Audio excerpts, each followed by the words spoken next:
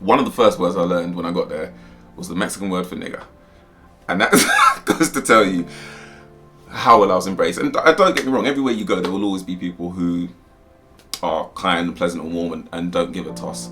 But when I got there, I wasn't particularly well embraced. Where was your first destination or your next destination? It's a dusty town in Canada called Maple Ridge. So it's probably about, I couldn't tell you what distance it is, but it's probably about an hour outside Vancouver, west coast of Canada. My parents were just like, and now we're moving.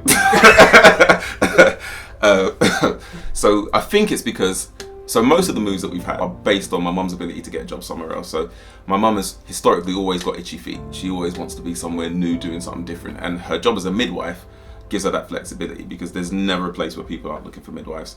So in that bit of Canada, I think they were just looking for midwives. They probably offered her some kind of signing on bonus and she was like, guess we're going to Canada now. Wow. And the whole family up to there? Everybody goes.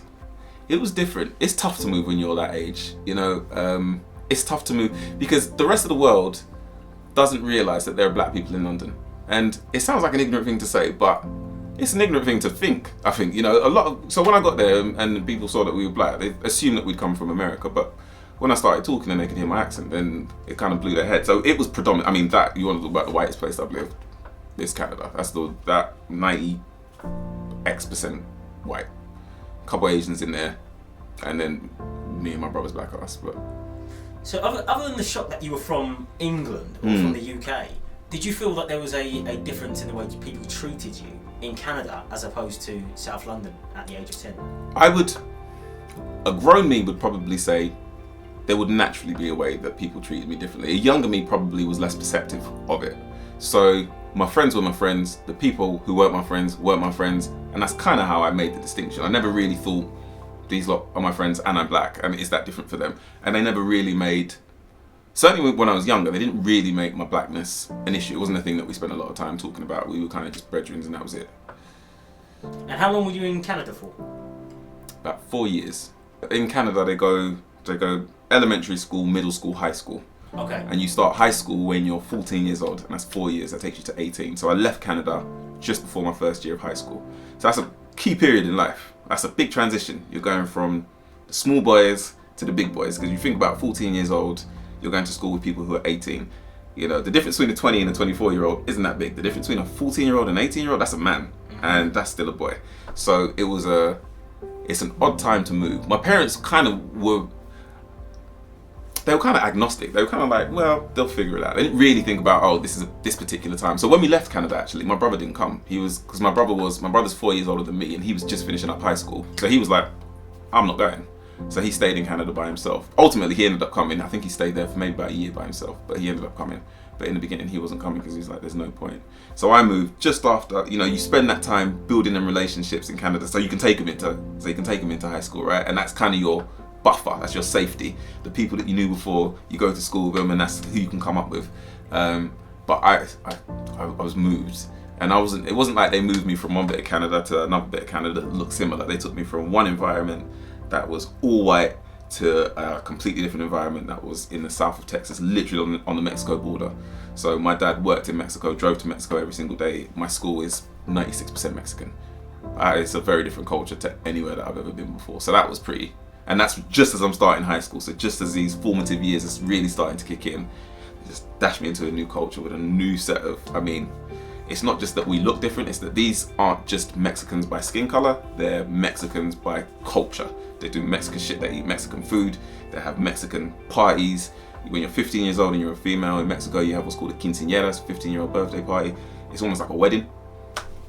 They do that shit. I was involved in these quinceañeras. My black ass was in there in a quinceañera, learning these dances, eating these tacos, because there's nothing else to do but get stuck in it.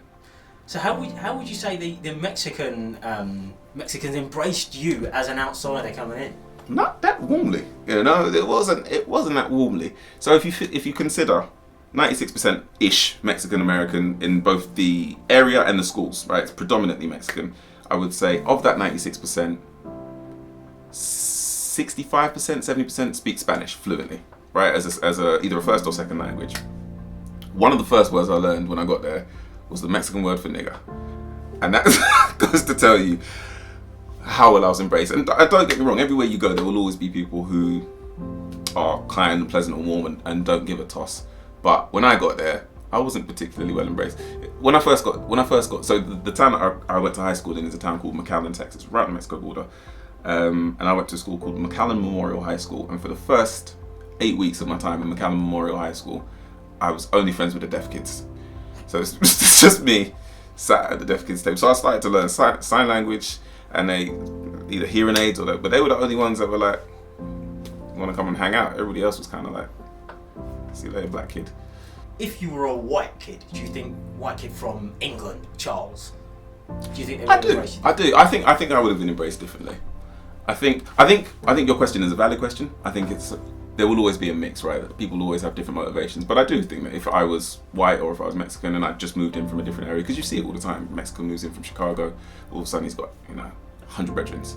I kind of had to, and it was mostly through like clubs. Like I started playing basketball, so I started playing basketball when I was in Canada, and so I joined the basketball team. But they've all got this expectation, right? Because you're black, they think you've come from some other black place in America, and they think that you're going to be the man when you get on the court. They think you're supposed to talk a certain way, act a certain way.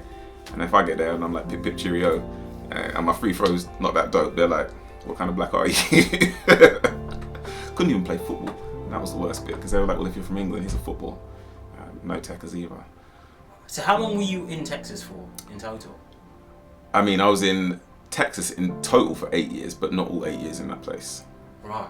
So I spent the 4 years of high school in that place, and then I went to university just outside of Dallas. And my parents, at the same time I went to university, moved to Houston.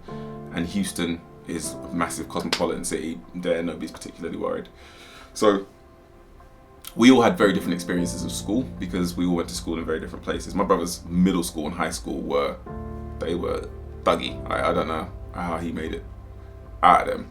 When the New Orleans stuff kicked off, and remember when the levees broke and everybody sort of got made homeless, they sent a lot of kids to Houston, and those kids were angry.